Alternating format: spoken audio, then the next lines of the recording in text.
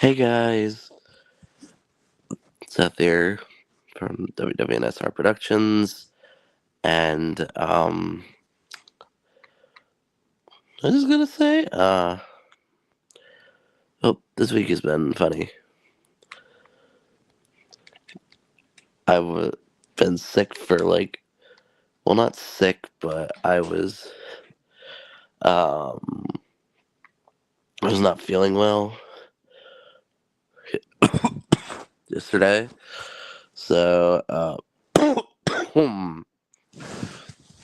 I called out of work early. Well, asked my boss if I could leave early, to which she said yes.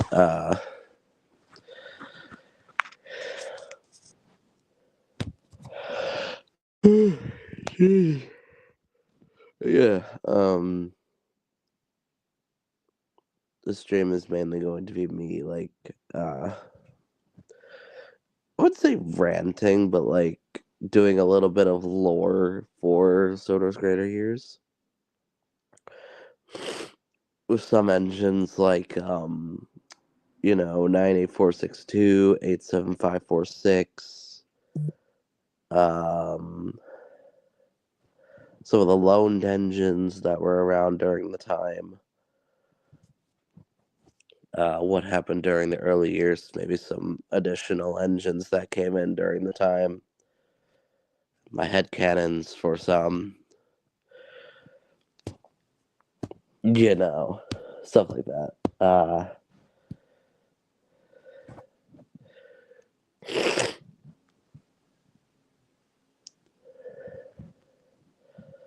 And I do actually have a spreadsheet of the number order of the engines.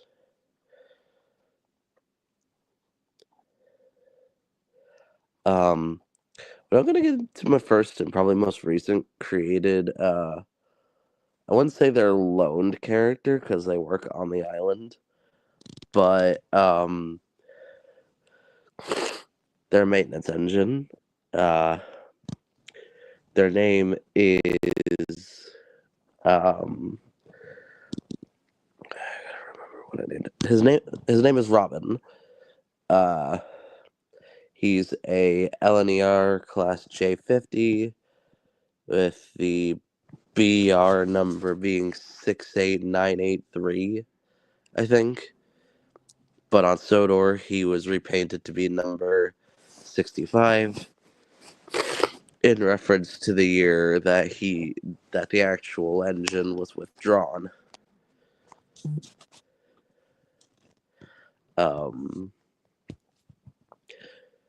But if you were to see him on Sodor today, he would be wearing, well, I say in terms of in a trans model, but when the model gets made, it would obviously be in I told the other people in the crew about this, but Robin will be in a aqua. It's called Aqua Lake in terms of cyan color and the cyan color scheme, but you know,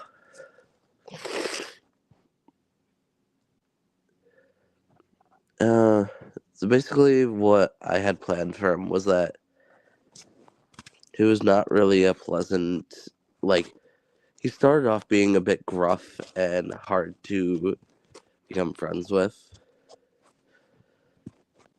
But after a bit of a talk with one of the other engines, I'm either thinking of it being my Cannon of Sandy or Edward, or hell, maybe both.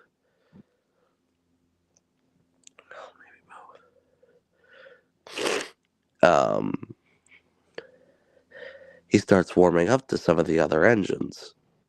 All except for one. With that one engine being James. But that'll be for a whole completely different story. Another thing I wanted to go over is the pack members. Who? So obviously, in terms of pack members, you have you have Nelson, who's number 10,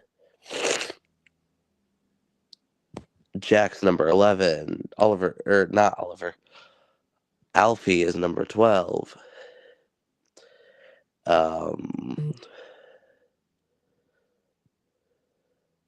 Alfie's number 12. Oliver's number 14, but I decided to put a character in between the numbers of, well, I decided to give the pack the 13th member, and I think it would make quite a bit of sense, because that character, I would think, would be, it would be Thumper, because of the main reason of him having the number 13, I feel like, would come from the incident that happened at Boulder Quarry in season 5. Rusty gets chased down by a boulder. And the explanation for him not being around during the pack series was, one, for the fact that he would have been getting repaired still because of the boulder incident.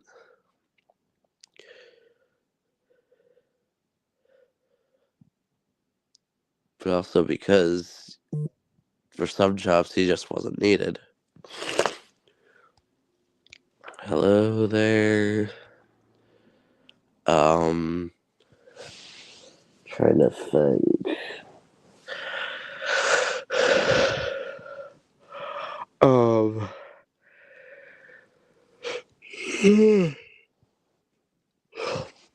Okay, next version. Okay, so next updated canon for me is, next part of the canon is, one that, I'm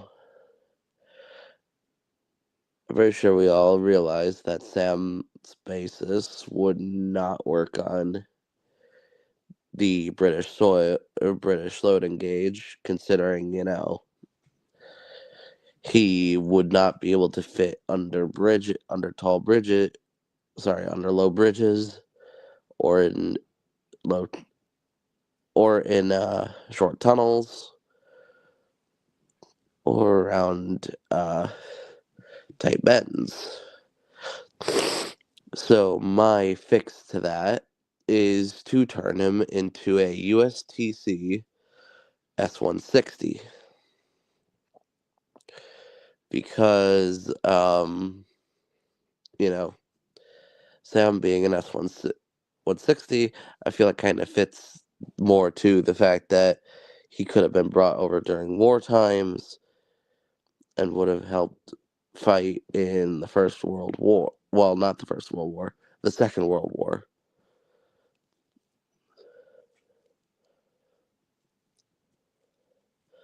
Now, I only say he works on Sodor mainly because of some paper mix-ups.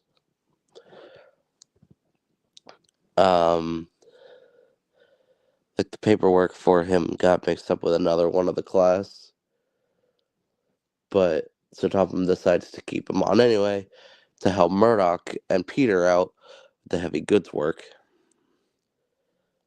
Well, Peter, Hank, and Murdoch. Okay, going on to some loan engines now. First loan engine is a Great Western LaFrance class, who, if you guys don't know, it's literally the only Great Western Atlantic that I've come up with. Well, no. Technically, it's a real engine. I just haven't been able to find a trains model of it. Which, yeah, is kind of hard considering I need a model of that to have the character in mind in my canon. But the character's name is Vivian. She is one of the only 4 members of the class. Yes, I know, there was only 3. There was only 3, I think, built, but she's an additional 4th member, to which she would help run the limited service after the NWR is established. Next, loaned engine is an engine that is a Reed C11 by the name of Liam. And yes, they are a character that is also used by one of my friends, Smudger Fan 1738, because I gave him the permission. Liam was basically sent to help. I guess he was kind of on mixed traffic duties, but he was more of just like a relief engine. But he did pull the flying kipper on a few occasions. He doesn't like the job, but he realizes it's an important train. Okay, next character in the canon. So instead of having Bertha in my canon, I have another tank engine that does the banking duties. I have a LBSC Baltic tank taking over the banking duties. His name is Wilson. Now, as for Wilson's backstory, I haven't really come up with a lot for his backstory. All I know is that he worked on the southern route, on the southern region, and would take goods from Southampton to Eastleigh and other places on the Southern Railways network. Next one is also from the Southern Railway. It's an H16 by the name of Harrison. Now, Harrison's also one of those uncompleted engines. There is a trades model of an H16. We just haven't gotten around to making him yet. Yeah, Harrison's basically, if you know the history of the H16s from the Southern region, they were powerful motherfuckers. Like they could shift stuff. They could get stuff moving. Um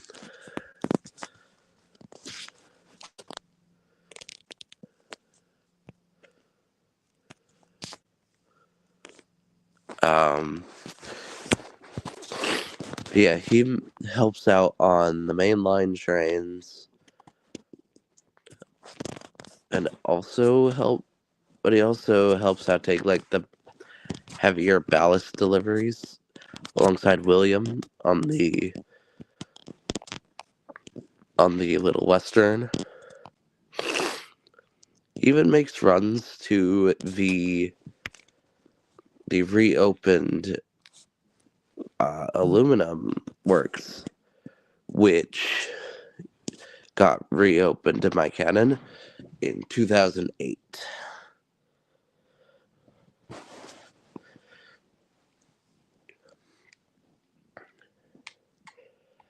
As it turns out, when they originally looked, the workmen were neglectful to look anywhere else besides for a certain spot.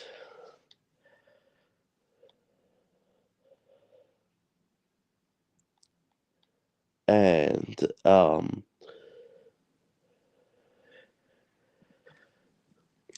now, Harrison takes the aluminum trains on occasion, so yeah.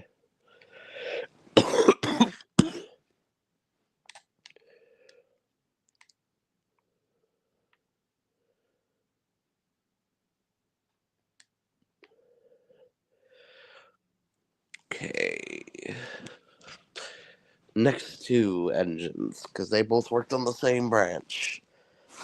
Well, not a branch, but a tramway. The thing in question is the Sodor tramway, which was ran originally by three Kitson steam trams. One of them being Florida. Yeah, Florida. The others being called Ryder and Blanche. Don't ask where I got the names from. But they would have. Ryder was more the goods engine. The hell? Holy, it's me, son. What the hell? Okay, I'm sorry. I'm sorry. I'm sorry. I, I had to. What? I Hold had to. on. It's me, Alex. I'm sorry. What, Alex? Jesus. I was in the middle of explaining the lore. All right, I'm Yes, sorry. meet my Continue your. identical twin, people. Go ahead, continue on. I will not interrupt. Alright, so continuing on with the What? Alright, so continuing on with the lore. Ryder was more of the goods engine. Well, not the goods engine, but like. Excuse me. He did do industrial work around the line. Meanwhile, Blanche was more of the pristine passenger type, where she didn't like pulling trucks.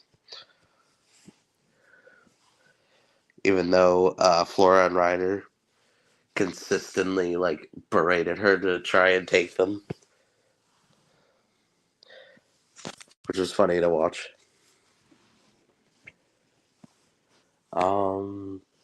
Okay, 87546. For him, I have it to where he was a bit of a pompous prick when he arrived on Sodor, but after a while and noticing 98462s or uh, Austin's BS, uh, he became more aware of how he was hurting his fellow colleagues instead of, you know, trying to laugh along with them. But he did eventually learn his lesson about, you know, being an utter prick to the others, especially Henry, which he profusely apologized. And he did get sent away, but he arrived back on Sodor in the mid 80s.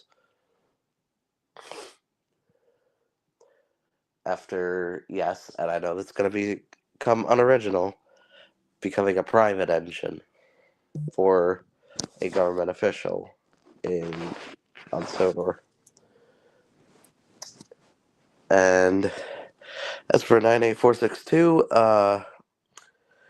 he was the one that inadvertently caused the Crowens Gate fire of 1930.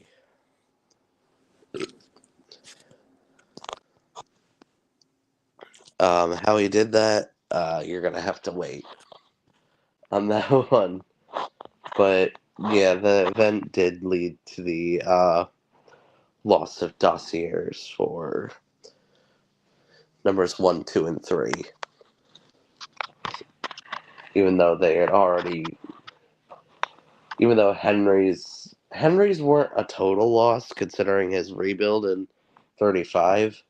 So I guess it wasn't a total loss. But yeah, Everett and Thomas's dossiers were burned, but only Thomas,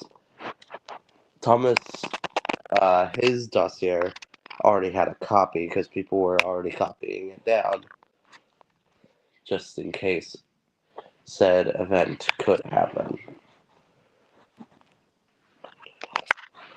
or just to have a backup. It also almost took out the life of one of the lone engines, Vivian. She almost ended up perishing in the fire. But she wasn't necessarily broken. She wasn't necessarily broken down. She managed to get herself out of the shed before the fire tore the whole place down.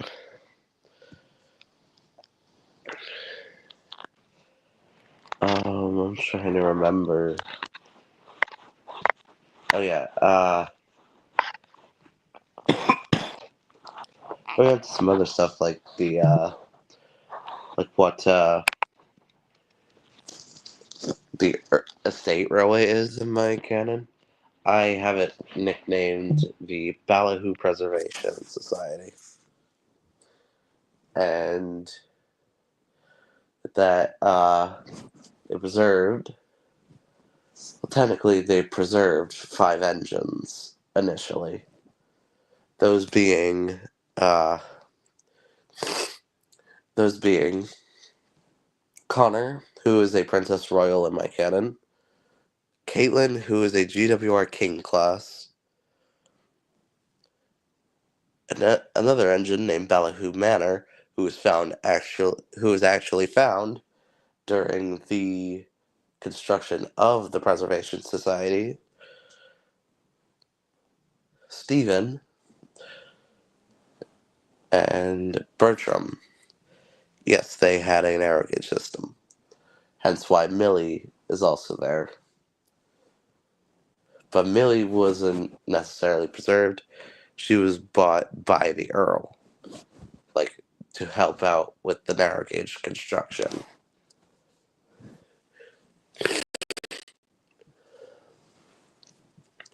And they would later in their tenure manage to preserve Glynn as well.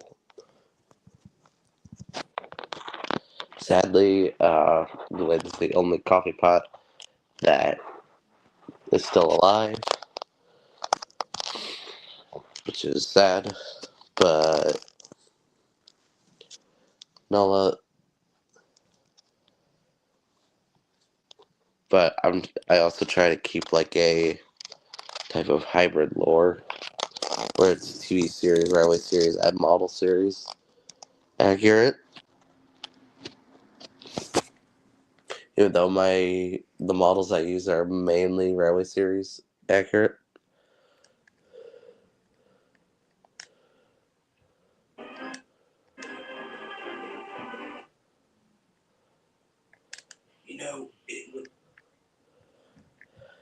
The I think that's all the lore I got for now. Still trying to come up with some of the stuff. Cool. E. Trying to think of how World War One and Two fit into Sodor's lore.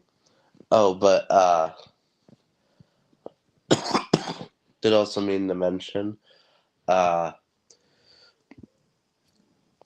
like I did include some Transona characters like my OC, the Caledonian signal that you saw in the um, Valentine's Day video. That is the OC of my boyfriend. Uh, I've only got the confirmed uh, arrival dates for them out of all the Transona characters because they would have arrived in 1935. SF would have been jumping around from railway to railway during the days of the furnace. After the railway started losing money, engines started getting withdrawn, which Seth was slated to be withdrawn in December of 1930. but his driver got the idea to run away to another railway. And he took his 3 coaches with him and found Jordan along the way. Well, technically, he made it up to the.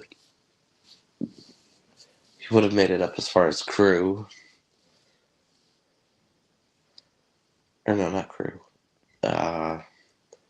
Somewhere in the LNER territory. And he would have met Jordan, who in the SGY canon is number 124. That's 123. Is the only other member of the class. After that, they decided to make a run for it to Sodor. And yes, it would have been sketchy for Seth to go back through the Midland territory, considering there were engines looking for him to report him to his boss.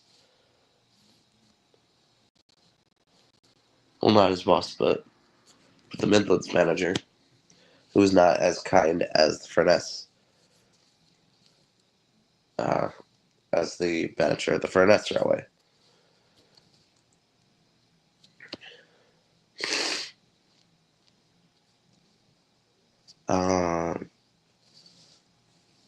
And the only other thing I can confirm for Seth is that I would think either during World War One or Two. No, it'd have to be World War Two because they arrived after World War One.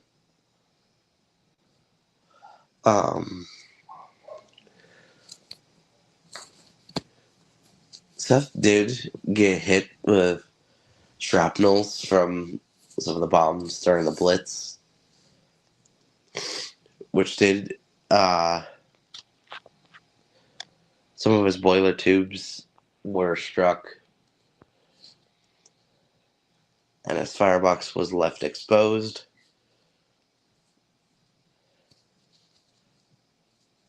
Plus, when they rebuilt him, they realized his steaming problems were starting to become more apparent. So to nullify that and fix the problem, they gave him a bell pair firebox, which would have made him the only K2 with bell pair firebox. It gave him a bit of strength, like it would have given him strength and speed to match, as well as better steaming. He still did have a few problems, but it wasn't to do with his steaming. After that,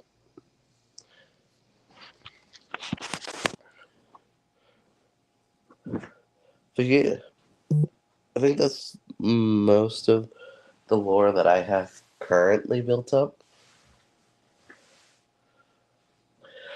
Uh, yeah.